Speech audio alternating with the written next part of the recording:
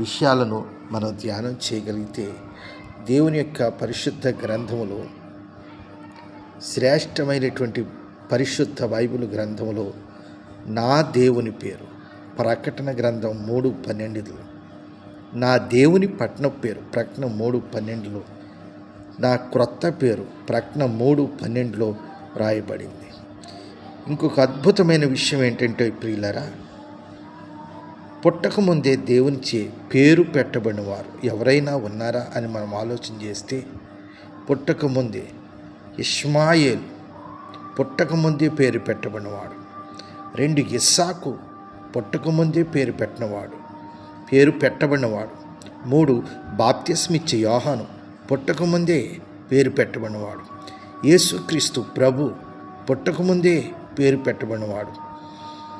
5 Asia పుట్టకముందే పేరు పెట్టబడినవాడు. కోరేషు పుట్టకముందే పేరు పెట్టబడినవాడు.